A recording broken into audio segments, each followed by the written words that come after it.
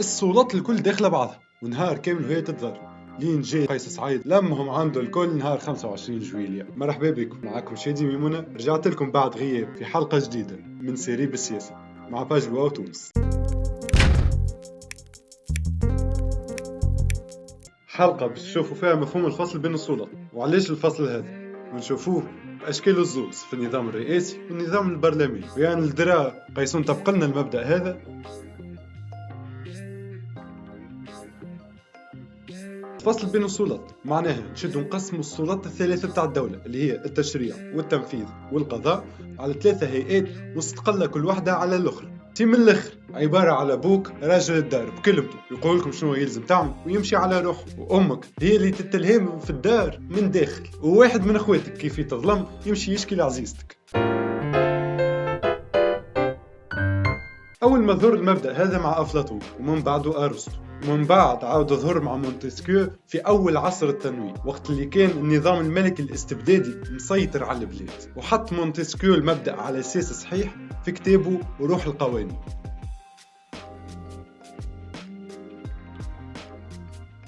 كما قلت لكم المبدأ هذا عاود ظهر في آخر عصر الملكية الاستبدادية في الأوروب، وقت الملك كان يحط القوانين كيف ما يحب ويعاقب اللي يحب وقت ما يحب على أي سبب، ويتصرف في الدولة على زي راسه. هشتكنا وبشتكنا يا ريس، ده انت رئيس والنعمة كويس. على هذا جاء الفصل بين السلطات باش عطاه المهمة متاع كتابة القوانين للمجلس بعيد كل البعد على الشخص اللي يسير البلاد، وهما الزوز بالطبيعة بعاد كل البعد عن القضاء. كالسيد اللي باش يسير الدولة ماهوش نفسه اللي باش يكتب القوانين، ما عادش باش ينجم يحط القوانين على قياسه، ويولي هو في حد ذاته يخضع للقانون نظم قيام دولة القانون.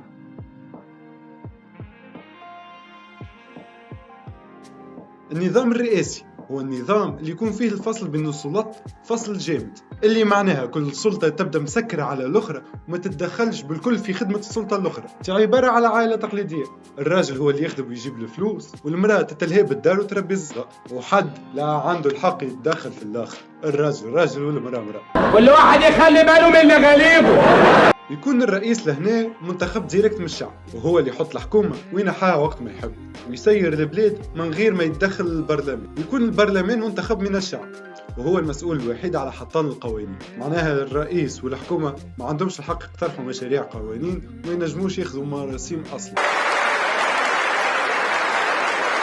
والحكومة تكون مسؤولة قدام الرئيس أكهو، والبرلمان لا ينجم لا يطيحها ولا ينحي الرئيس، والرئيس كيف ما ينجمش يحل البرلمان.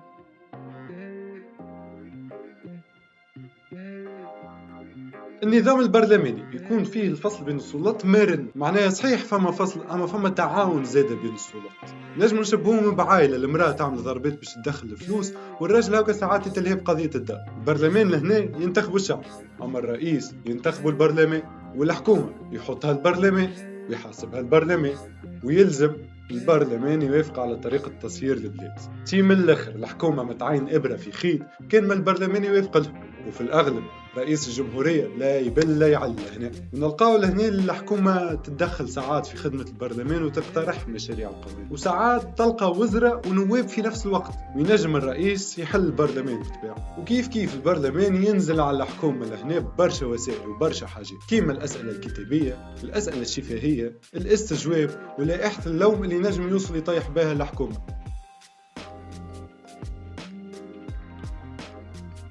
دستور 2022 ما نجموش نقولوا عليه اللي هو يحط نظام رئاسي، وبالطبيعة ماهوش برلماني، وفما العديد حبوا يسميوه بالنظام الرئاسوي على خاطر تو سامبلومون خذا كل شيء في مصلحة الرئيس من النظامين، خاطر ينجم يتدخل في خدمة البرلمان وقت اللي يحب ويحط القوانين اللي يحبها، وينجم يحك راسه ويحل البرلمان. والحكومة البرلمان ما ينجم يعمل لها شيء وما ينحاها كان الرئيس اللي ما ينجم ينحي حد وما يحاسبوا حد حتى من المحكمة الدستورية بيدها. ولهنا نكونوا فهمنا معناه الفصل بين السلطات ووقتاش يكون النظام الرئاسي ووقتاش يكون النظام البرلماني.